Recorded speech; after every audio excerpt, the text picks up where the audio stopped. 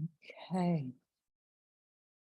So good evening, good afternoon, good morning, everybody. Welcome to the first day of International Coaching Week, and we have some fantastic events lined up for you this week, hosted by Purposeful Innovators. We're excited for you to join us for this team coaching webinar with Nataliya Wiedemeyer. We are recording this keynote today, and we do ask if you can please participate openly in the event today, in the session today. Anything that we don't address over chat, so if you've got any questions, pop it in the chat.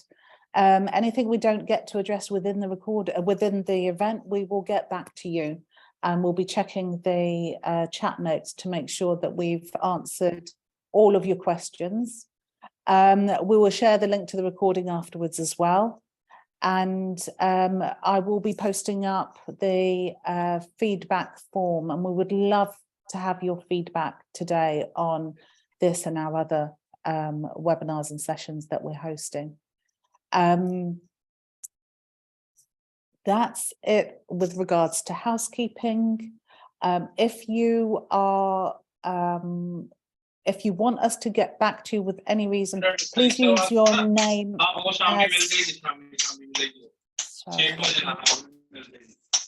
If you can mute yourself, please, that would be great. If there's anything you'd like us to get back to you on, we have your emails up from the ICF registration. So please use your name as per the ICF registration, so we can marry up the chat log with the registration and be able to email and contact you back in that way. So please rename yourself as per your coaching name. That would be absolutely fantastic. Quick introduction to Purposeful Innovators. Purposeful Innovators is a non-profit social enterprise registered in the UK. We have around 80 plus members based around the world as part of our membership. And we are a membership of professionals who have dedicated their life to human and social development, as well as the environment and sustainable finance. We are governed by a voluntary global board of 7 directors, and our common mission is to revolutionize how the world works, bringing in the human sciences and things like neuroscience, sociology, and connecting researchers and scientists with the corporate world and other organizations, profit and non-profit organizations. Our motto is no compromise to planet, to people, and to profit. Today, I am joined by Nataliya Wiedemeyer. Sorry, Nataliya, I always never sure the E or the I with your surname, and you're so relaxed about it. I never really... Thanks. Nataliya is a PMP ACC professional and team coach. She's an ICF ACC. Her vision is to contribute to creating a connected world where people work together, making it a little bit better every day. She helps teams develop and improve their engagement, performance, and productivity, and she's ICF credentialed. Nataliya is the founder of Gravy Teams, and Gravy Teams has been set up for creating organizational change and tapping into the full potential of human talent within the team. She helps connect people in her work through Gravy Teams to technology and spirit, driving revenue and wowing customers with the highest quality of products and services. So, Nataliya, over to you. This has been a really popular sign up for the team coaching. One quick thing is, on the slides, we have included a little QR code. Not only is Nataliya delivering this webinar, she is also very generously offering team coaching experience to our coaches and organizational L&D professionals that are attending our webinars. So if you're interested in feeling and experiencing what team coaching is like, please use the QR code. And what you'd be able to do is actually book Nataliya on a quick call afterwards to learn more about how you can apply to be experiencing team coaching with your teams in person with Nataliya. Okay, and that is conducted online, isn't it, Nataliya, as well as in person if you're in the Middle East and Absolutely. Germany. As it's better for you, obviously virtual is very comfortable just from where we are. Doesn't require traveling expenses and anything of the like. So technology, luckily technology is up to our demands, and connect and bond and develop our teams from wherever we are. All right. Over to you. Thank you so much, dear Rania, for very kind, a very nice introduction, and for obviously having me for this event with Purposeful Innovators during the International Coaching Week. Congratulations, and welcome everyone to this International Coaching Week. I'm sure you all are very interested in coaching, and maybe many of you are coaches. So if you like to introduce yourself a little bit more, what you do, you are very welcome to do this in the chat. I see that we have people from around the world. We have people from Europe, from UK, Geneva and Switzerland, from Nigeria, from India. So someone was from Australia, I think. So welcome to any time zone you are, and let's begin. All right, so let's see how I can, there you go, introduction. We're done with the introduction, to lift off. Let me share with you the agenda for today, what we will be doing. So we will be talking about team coaching and team coaching profession, how it is shaped within the ICF. It's a very new profession with the ICF, so I'm sure you're very curious to learn also how it evolved and what it means. I will share with you the dimensions of team coaching, where team coaching can have impact in your organizations or your teams, and I will share with you some team stories from teams that I was fortunate to coach. All right, great. So teams is the way we work nowadays with this, like very complex and demanding and quickly changing world. We see that no big things, like anything great can ever be achieved alone. There is always a team, and teams truly have great potential to achieve things. Teams know more. If you work in a team, you have, especially, like if you work on complex things, you can have different specializations. Nowadays, like 100 years ago, you had a doctor, and that doctor would cure everything. And nowadays we have a doctor for, like your left nostril, and for the right nostril, you already have to go to a different doctor. So you're always looking for the specialists that can contribute to exact, like knowledge gaps that you would have otherwise. And obviously, people in a team can share from each other. In a team, you have greater motivation. You can develop a really nice team dynamic where people lift everyone up. You would have less turnover because people would be happier. They would encourage each other.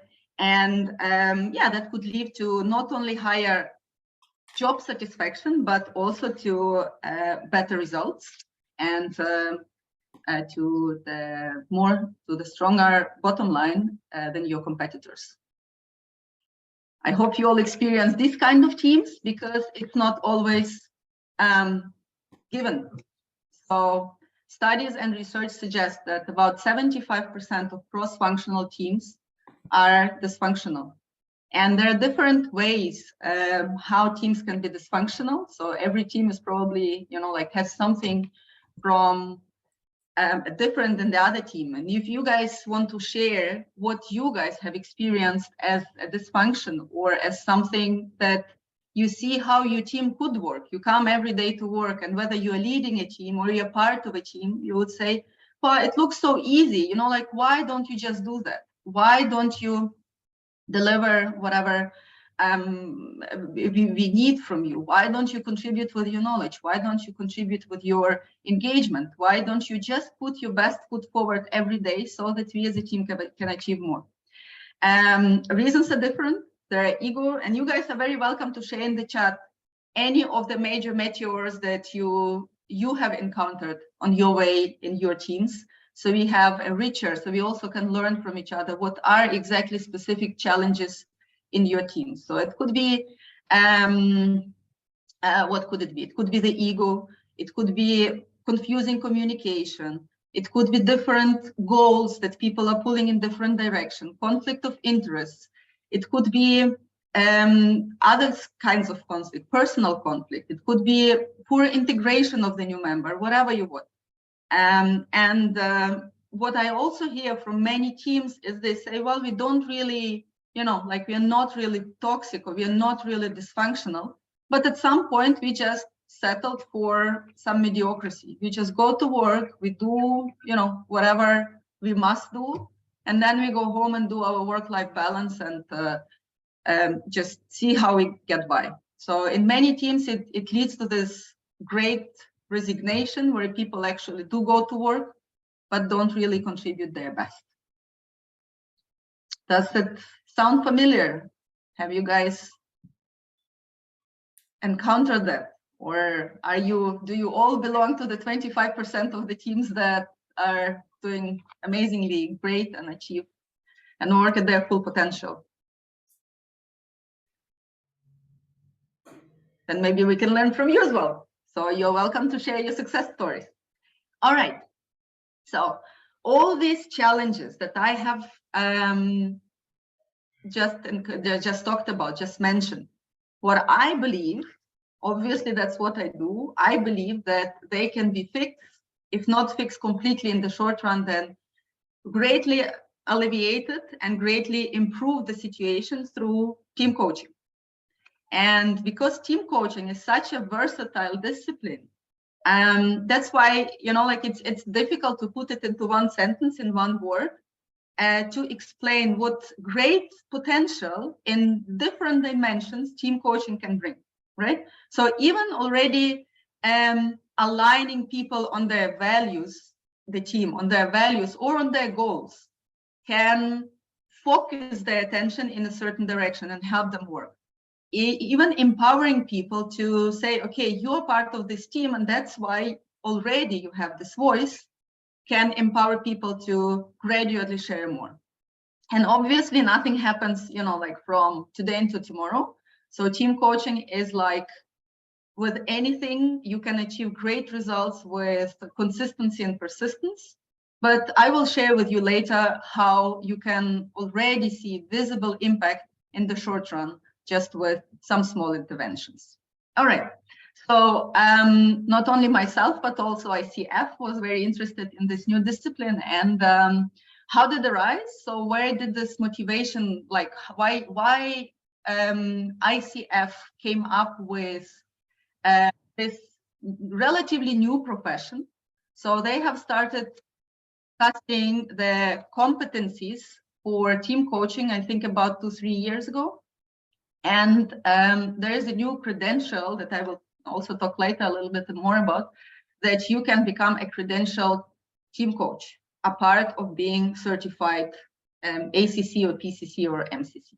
So what was the motivation? The motivation was, on the one hand side, that all those, like coaches within the coaching profession saw the need for a new approach, because they were saying, okay, like from me coaching the leader or me coaching the employee, I only can help that person enhance their own perspective and either, like learn to deal with the situation better or try to improve the situation. But actually, they are all, like part of this ecosystem or part of this organizational culture that is the way it is. Like if you are the only one looking to improve through coaching, to learn, to open the mindset, to develop his personality, and the rest of the team is not willing to do that, that creates a dissonance kind of. So that's on the one hand side. On the other hand side, organizations of all kinds, they have realized that quality of teamwork is something that you can really achieve, but you need to put deliberate effort into it. So having this, the willingness to learn something new and demand from the market, ICF has created this additional profession, let's say. And how they did it? They did it in a way to, like on this slide, this is the official slide from ICF. They would like to help us understand how team coaching is different from other team development modalities. How it's different from team building, team training, consulting, mentoring, and facilitation. And it's very important within this team coaching way of approach to team development, because you cannot really dismantle it. You cannot take it out. Like those of you who are coaches, how many are coaches? Maybe you guys can raise your hand. So those who are coaches, you know that in coaching, especially the ICF credential coaching, the most important thing is that the agenda, so to say, with the coachee. The coach goes with the coachee, and it's absolutely non-directive, right? So we do not want to give the direction or lead the coachee in a specific way of thinking that we as a coach think, like we have to take ourselves out of the situation. With a team, you cannot really do that because you have, it's already, like it's so complex. Your client is not one person, but your client is the team as entity. And with this team entity, you have multiple personalities who are bringing their experiences, their beliefs, their position, their individual interests. And in order for this team to grow into more cohesive bunch and to develop certain qualities, there is a need to be more directive, and in a way to to facilitate a dialogue. You cannot just have everyone contribute in whichever way they would like, because you would have extroverts taking the entire airtime, and introverts would be just saying, oh my God, they know already everything, I don't even have to participate, right? So there you have the facilitation. Team building is also something that improves the morale. So it opens up, it helps people to have a better conversation, a deeper degree of conversation within the coaching aspect of the workshop, right? So coaching is something that also works usually on the longer period of time, just because you have these interventions, and then there is something that the team wants to improve, implement, try out, discard, test, and then you come again and you develop it gradually. Any questions on that? All right. So what ICF has done, they have enhanced the competencies for individual coaching with aspects that are needed for a team coach to be successful in the team coaching setting. So we have these demonstrates ethical practice, embodies coaching mindset, maintains agreements, cultivates trust, maintains perseverance, listens actively, evokes awareness, and facilitates client growth. Those are exactly 8 competencies that we also find in individual one-on-one coaching, but they're enhanced. So the most important aspect is that the coach it partners with the whole team. So the team is a single entity, right? Within this entity, like within these engagements we just talked about, you blend different modalities and you differentiate. So even if they are asking for reports, they say, okay, so what percentage of your workshop or engagement or whatever with the team was team coaching? What percentage was facilitation? What percentage was team building activity, right? So it blends all together in a cohesive flow. We partner with not only the team, but obviously also with the leader. Many of these engagements are so complex that the team coach does not work alone, but has a co-coach. So you also have the coaching team, and you have to get a part of that dynamic, right? So with more parties, it becomes more complicated.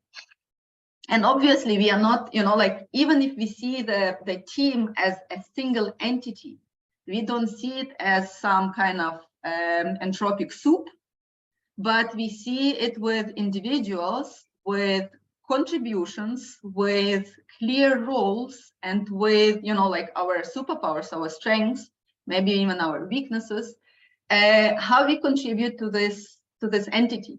So integration and differentiation both need to be in balance. And obviously, the team coach needs to encourage the whole team to grow and, in a sustainable way, and go to the next level to achieve the goals that can become more ambitious as the team goes on. Okay? If you guys are interested to learn more about team coaching profession, or some of the coaches here in the room got curious about this new and the fastest, it's now the fastest growing profession, team coaching, within the coaching professions, I would say. I don't know, there are probably AI analysts or AI developers probably grow even faster, but within the coaching profession, team coaching is absolutely the hit. And so if you're interested, I would like to share with you this team coach community that I and myself and Rania is also part of.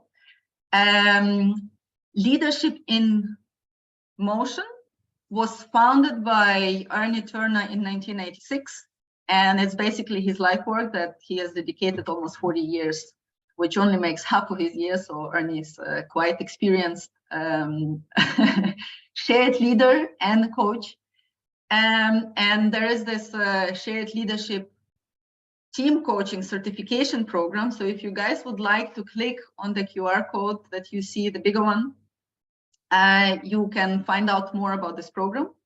And if you want just to, like, read a little bit more about it before you decide to contact Ernie or us on this matter, Gentle Intervention is an amazing source of knowledge and experience and stories and engagement, like these small interventions that create big impact. You are very welcome to explore. All right. Now we will go to the coaching dimensions.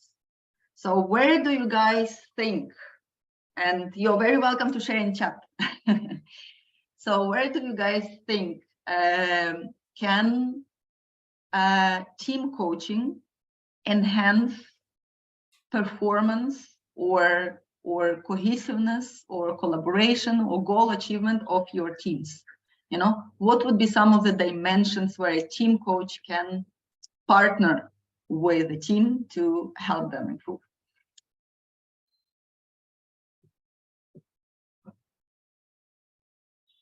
Okay, keep sharing if you like.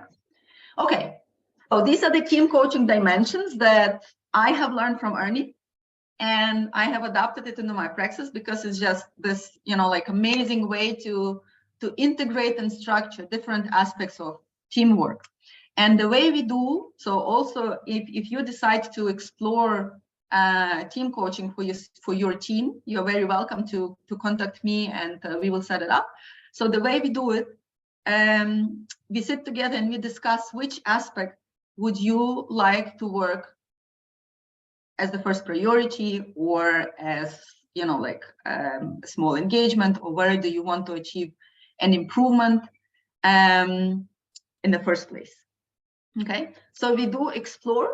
And then if you do not have, like, usually I say, okay, so I would like to have a team that have something specific they want to improve.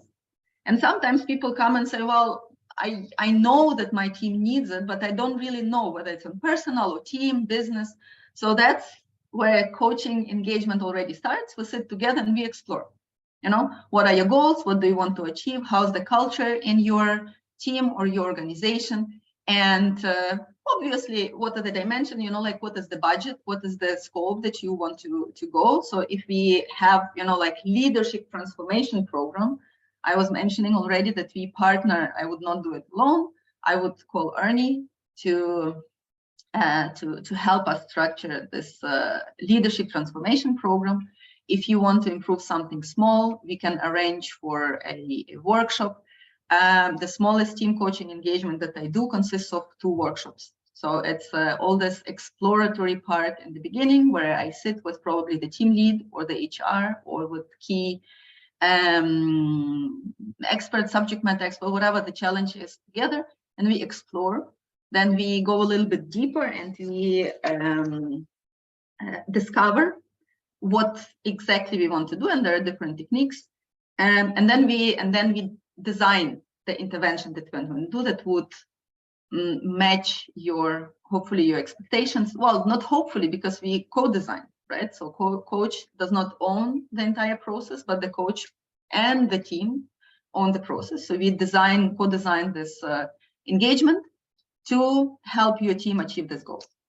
All right. So I will go a little bit deeper into every of these dimensions, just to give you guys a feeling of what's behind it. All right. The first one is personal, and here we explore who are the people in your team and what are their superpowers. We discover a little bit more about each other. We find little ways to connect and build this atmosphere of trust. So sometimes it's also done by team development activities. Sometimes it's done by, usually I encourage people to, after, like the team development session, to go out and to have one-on-one with other members, just to learn something new about them, to, also to explore each other's thinking, perspectives, positions with coaching questions, and to find, like maybe the ways to bond, or the ways to just to know each other better on the personal way. Okay. The second dimension is a team dimension. So that's where we go and we create this entity, team entity, like one body that would have shared identity and maybe even shared consciousness, and would be able to act, to set priorities, to make decisions as one entity, right? And how is that done? It's not something that we, just develop by intuition or sixth sense. No, we work on that. So we discuss in the coaching conversation the norms, how the team would like to work together. And again, it's the norms come from the team. So first we have to make sure that they are willing and able to open up to this conversation. That's where we go, like in this trustful environment. That's a really good way in the beginning to set the norms. How would we like to work together, right? When the norms are set, it's like you can always revisit those norms and ask, are they still serving us? Are they still helping us to achieve our goals? Are we following them? Do we, is that what we live, that what we have put on the beautiful, maybe poster in our lobby? Okay, so that's how you work on the team dimension. And so it can go deeper, like you can start discussing very specific things, like, for example, the expectations from each other, or the promises, like how you can, if you have a common goal, who can do what and how you can contribute. You develop the sense of accountability because it's clear what people are expecting from you and what you can deliver to those people. Okay, the next one is business, and usually that's, like if people come to me with a request for team coaching, they say, well, we just don't, achieve our financial goals, or we don't close our projects on time, and that's what we want to do. So this is, I would not even say more straightforward. It's something the teams want, but usually through the process of discovery and through the process of, like building the people dimension, they understand that it requires this, like very classical psychological safety and personal trust, personal level of trust, before you can engage in conversations around what do we want to achieve by the end of the year, right? Requires understanding who can do what, where do the contributions come from, how do we work together, how different departments work together. And that's where you can also set your goals. I also, as a project management professional, I really like following up, like coaching project teams, because you can coach them through milestones while developing their team dynamic, coaching them through the milestones to achieve that very specific project goal that they have in mind. The fourth dimension is organization. So whether the team that we are working with is a leadership team or part of organization, the dimension of the organization asks the question, which culture and structure would enable us to serve our purpose, right? So in the post-pandemic world, we see many teams, organizations work remotely, work digitally, and there are many of those advocates for remote work, because they say that's a lot of flexibility and we can work from wherever, and we don't really even have to collaborate. We can do everything asynchronously. It's okay as long as this type of culture, as long as this kind of culture supports whatever purpose you want to achieve and helps you to achieve your goals, right? If your processes are aligned to that, if you have created, I don't know, some kind of like mentorship from more senior employees to junior employees to understand this culture in a very remote world, it's okay not to even have meetings. So, like work only on Slack or meet just, I don't know, once a month for a social meeting. So it's something that you have in all this cohesive setup. You need to think about what kind of organization would support it, and obviously share it, like the type of organization that we are building with coaching, the authority and the process and the decision, the leadership is shared among the team members. And this helps to create learning organizations that thrive for innovation, and they do share leadership, right? So these are things that would come up naturally if the team or the leader decides to engage the team more into this shared leadership process. All right, and the last dimension, not last dimension, the fifth dimension that I would like to highlight is professional dimension, which has to do with the skills that people in the team would need to work better, like more collaboratively or achieve better results. And it might sound like we are talking about training here. It could be a training. So part of this could be a training, like if you're looking to, I don't know, effective presentation, for example, you can engage a presentation trainer and do a presentation training or workshop, right? But the team coaching aspect of this professional dimension is more directed to understanding what is that we want to achieve with effective presentation. What is that where we're struggling? Like it might not be the mere, like sitting in front of the screen or standing in front of, like on the stage in front of the audience. It can be the clarity of the message. It can be the alignment on priorities. That it can be, choosing the person who is the right person to deliver this message. It's not only if you're delivering, I don't know, organizational change, but you are putting a person who is not in the authority to decide this organizational change, and maybe even is not aligned, like you have organizational change coming from the board or from CEO, and now you have this frontline manager who says, you guys, I don't really understand why we are doing that. I mean, he would not say that, but that would be something that people would read between the lines, that he's not aligned on that. So it's not about him being confident in presentation, but it's about the message being consistent with your identity, even, for example, right? Also, giving, receiving feedback, conflict resolution, how we in our team can, learn from our conflicts or from our difficult conversations, how we can turn them into learning conversations. How can we have, like a simple retrospective, which is already not always held in many teams at the end of, or, regularly. But sometimes retrospective is like, okay, so that went well and that went not so well, and that's it, but we are not learning anything. So all these are professional individual skills that you can improve, that would lead to better shared leadership culture in your organization. And last but not least, sustainability. And sustainability, if you remember the first slide, it's in the middle, so it kind of like connects all 5 dots.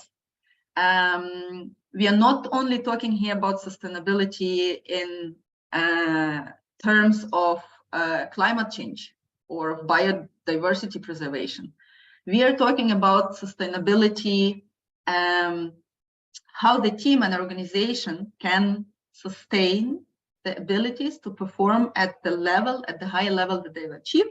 So it's this reinforcement. How can we, keep developing our norms? How can we go deeper into our values? How can we have the goals that we have set for us? How can we achieve them? But all this comes together with assuming responsibility for our team, for our organization, for our clients, communities, and obviously for the humankind. So this is the dimensions where we work to help organizations improve. Okay? Any questions? Everything's clear. Okay, we put the questions at the end. All right. I go quickly through some team stories just to show you what kind of engagements are possible, like smaller ones or bigger ones, to hopefully you can relate to them with your teams. All right, so the first one, okay, so we do is, like in different teams. You can do it in a leadership team, you can do it in a project team, a cross-functional team, a task force, anything. The best teams to work with are something of the size between 3 and 15 members, just because it's easier to handle. But as you will see, it's possible with different methods and obviously different outcomes to work with larger groups as well.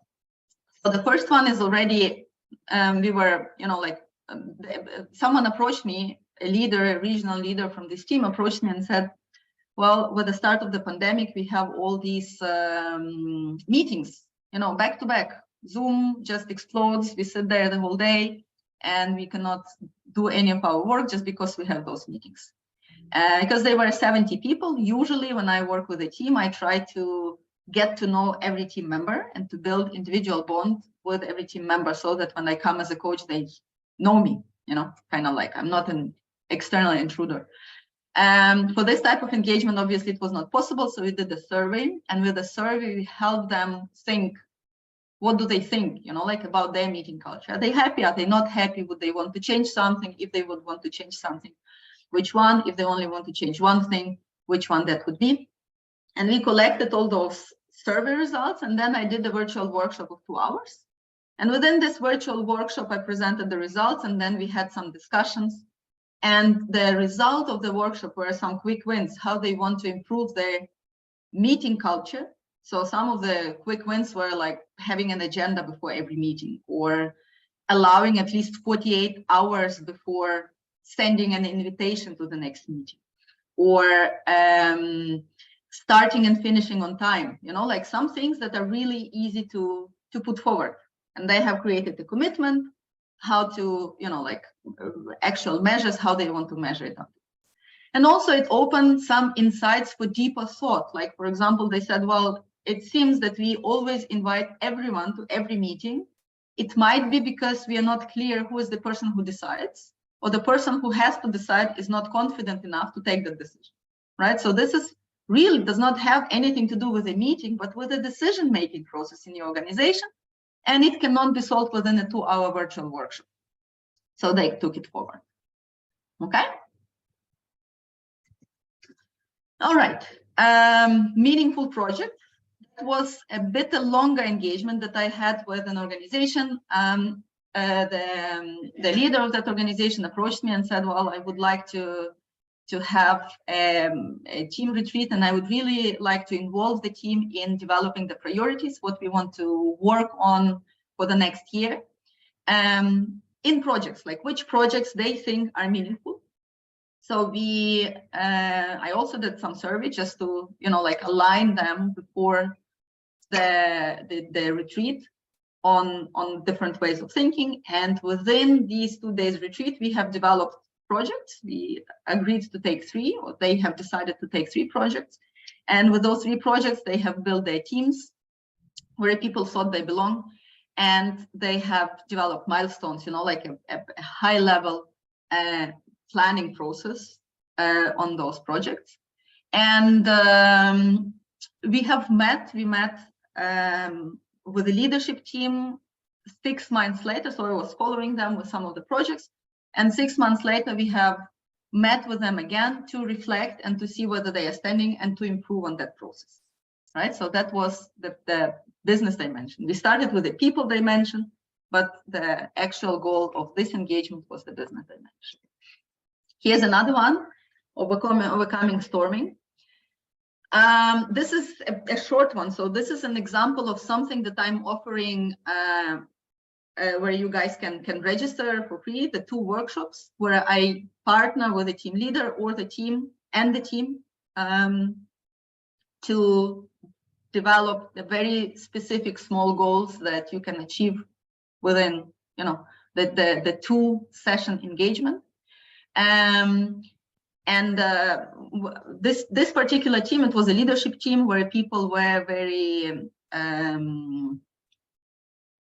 ambitious on the individual level.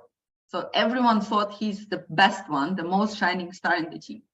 And they were very good people indeed, but they could not work together because they would not, listen to people from left, who's sitting left from you and right from you. They would not be considering other people's opinion. They would be very opinionized. They would not even share their, if they have some doubts, they would not share.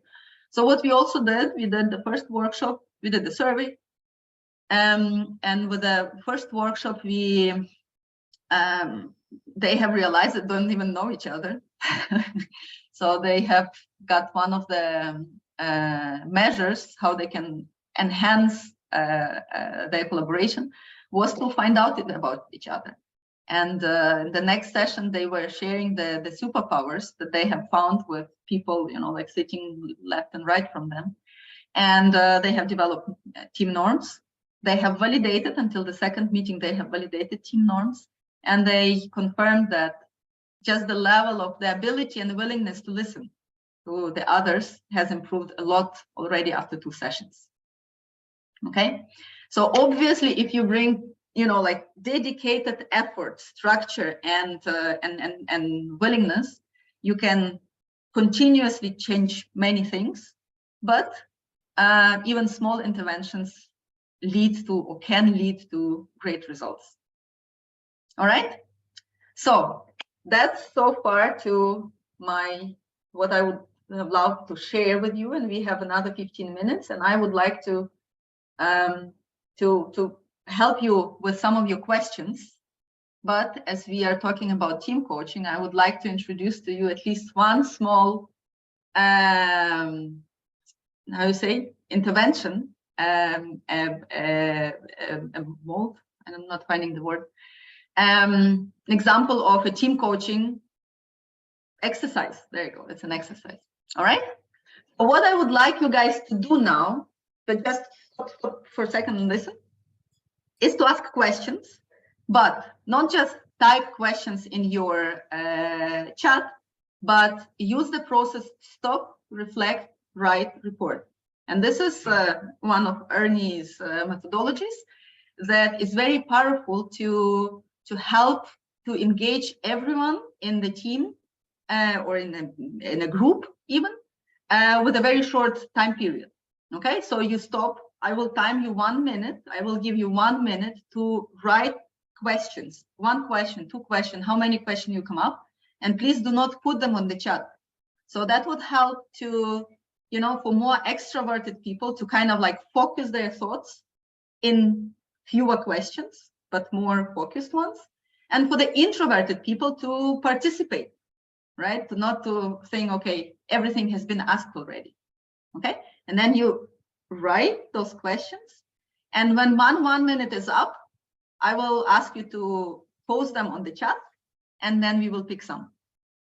How does it sound to you? All right, then let's start. 1 minute, please. Write some good questions that you would like to have answered.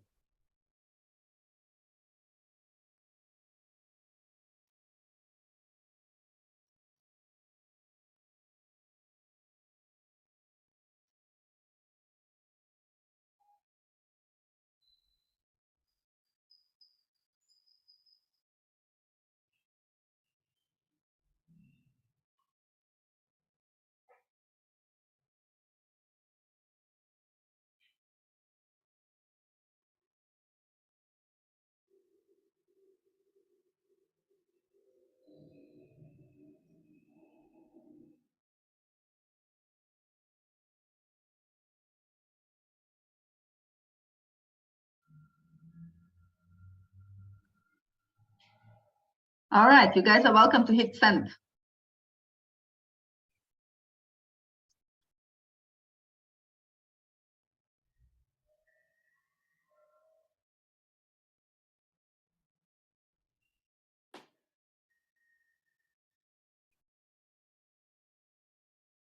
Very nice.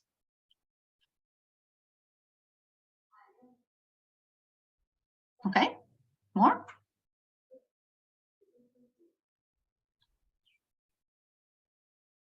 Not so many. Guys, don't be shy. I'm sure you have written something. And for the questions that we will not be able to answer in this session, we will come back to you if you like personally. So you're very welcome to leave us a note with your name, or name is there. Hopefully we have your email address. Otherwise, please leave us your email address and we will get back to you. And in the meanwhile, Rania, do we have any, like, pick one question that we can discuss now? Or more than one? Okay, so Arvin's question's an interesting one, Nataliya. How is the performance reviewed? Individual goals, team goals, or a mixture of two? It's important if there is subject matter expert. Is it important if they're subject matter experts of different functions? Well, hopefully you have subject matter experts for whatever you want to do within your organization, right? That's why you have hired, or whoever had hired them, they are probably the subject matter experts for whatever you guys want to achieve. So what about subject matter experts? Of course, it's important to have them there. So it's less important, like the subject matter expert on the coaching process and on those, you know, like interventions, those activities would be the coach. And the owner of the process and the change is obviously the team, right? So you would have your expertise, like if you're talking about business goals, a project, and if you want to develop green hydrogen, of course, it's very important that you have a specialist who knows how to do green hydrogen. You know, otherwise we can be doing team building for long enough, you still cannot achieve your goals. And the other one was how would be performance measured? Yeah. So again, you know, like it's up to the team to decide on the measures how it's going to be measured. Coach cannot tell you. So for example, let's go to this little intervention about better meetings, right? So they have come up with measures. Okay, we have an agenda for every meeting. Okay. So I have, as a coach, I ask them, so how do you guys want to commit to that?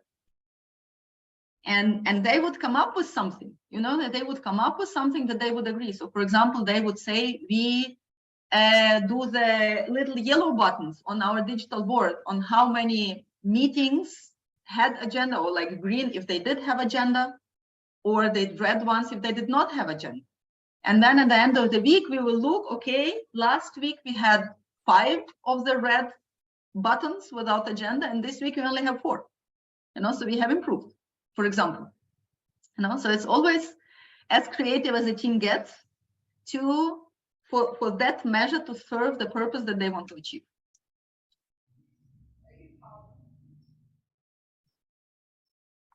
And for anything, I mean, whatever, like usually, and that's the beauty of team coaching. Usually the team knows already, they would know, like, for example, if I say, well, in some, like best practice scenario, in order to have a team agenda, you have to have a person check in with the person who is developing the agenda, that they have done the agenda, or tick some box, whatever. And the team would look at me and says, well, thank you, doesn't really resonate. So it's always with the team, and that's why we ask the team. Fantastic. Would you like another question? Because yes, there's quite a few questions in now. So would you like to, if you go onto the chat, or I can read some out to you? What would you like? You can just speak, Rania. Yeah. So what activities do you like to use to build trust in the team? What activities do I like to use? So obviously, it's a conversation you see already, like, so some of the things that you help them think, like, for example, what trust means to you, then they write all those things, and then you can ask, so now, like, pick 10 or pick 5 or the most often used expressions, and now evaluate on the scale 1 to 5, how well is this aspect represented in your team. Like, for example, if you say trust is by, speaking up and listening, that's how we observe trust. So you say, well, people do speak up, but no one listens, so what does that mean to you, right?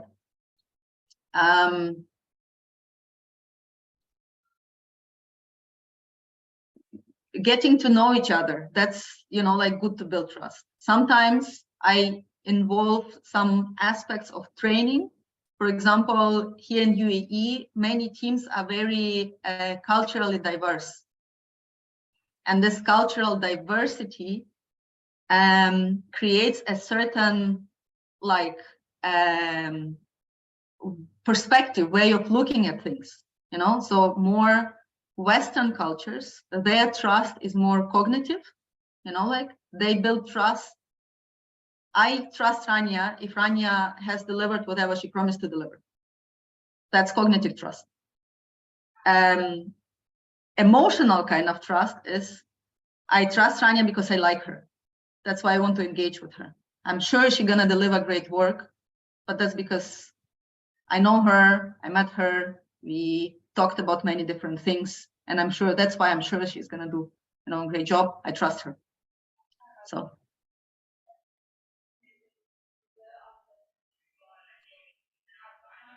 Okay, that was a great answer.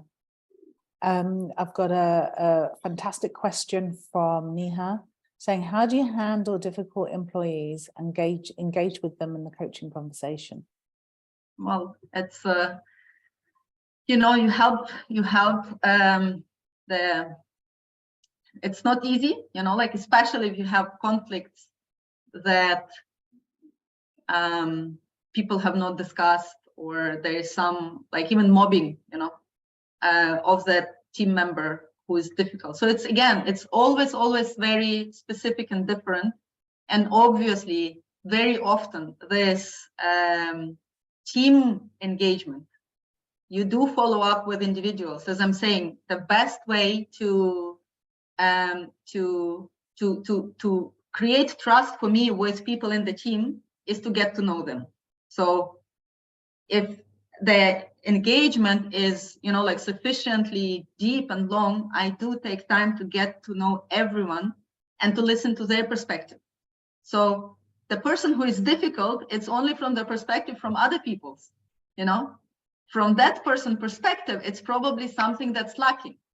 So if you find out what's lacking and you help that difficult person articulate to the team in a trustful and safe way what's lacking, why I cannot not do my best work. Sometimes you can resolve it. Obviously not always, you know, so sometimes it's just tough luck. And if the whole team is cohesive and you have one rotten apple, then again, it's not up to the coach, you know, so it's up to the team to decide how to handle that situation. Fantastic. I've got a question from Indrani. In the case of co-coaching with the leader, does our teammates feel safe to open up and share? Sure. So this particular question, this particular aspect is that very core goal of team coaching. So the team leader should be willing to engage the team, right? And to build this shared leadership.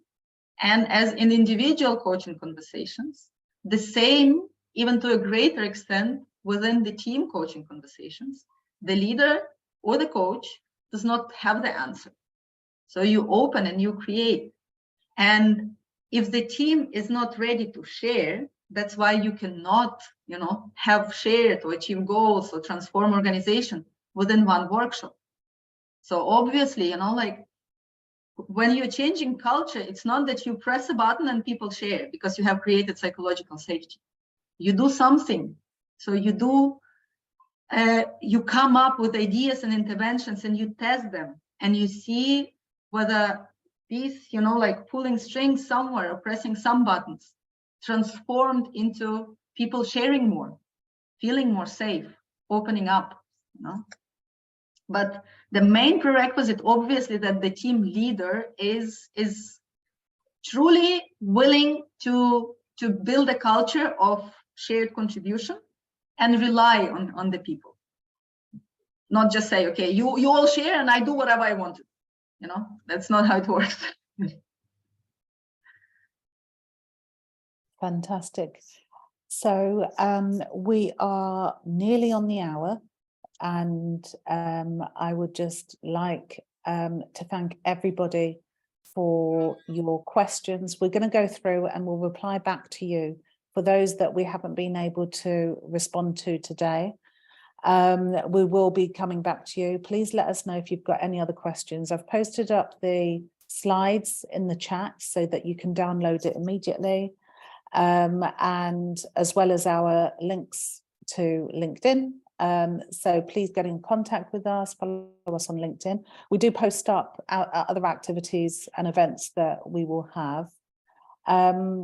Nataliya, I invite you to close with a few words now. Yes, thank you so much. So here, our closing slides for today. If you guys, you know, like thought that, okay, that might be something that I would like to try for my team, as I'm saying, within, you know, like the International Coaching Week, I would love to get to know your teams and to help you guys create your team success story with this, you know, real world coaching engagement of 2 workshops. So get in touch if you like. And we will discuss, you know, like what is the one thing that we can achieve within 2 workshops, 2 hours each. So, you know, like you bring your openness, you bring your curiosity, and I would need to have the team time of your team. And beyond that, thanks for your interest. I hope it was insightful. I hope you have learned a lot, or, you know, helped you to think deeper or understand better what team coaching is. And yeah, also, if you would like to become a team coach, also get in touch with us, and we can help you with that too. Absolutely. Thank you very much once again, everyone. Thank you very much, Nataliya. It was really insightful, especially as it's so different to, you know, the traditional ICF coaching and competences. So super interesting presentation. Thank you very much. We hope to see you at some of the other events that we're hosting as Purposeful Innovators. If you would like us to cover a topic that's interesting for you, please also get in touch, and we will, through our PI coaches, present something, and we can arrange an event, especially around the topic that you're interested in. So please let us know. I also shared the feedback form. Let us know how we can improve. Thank you very much. Have a fantastic week, and we hope to see you again soon. Bye. Thank you, guys.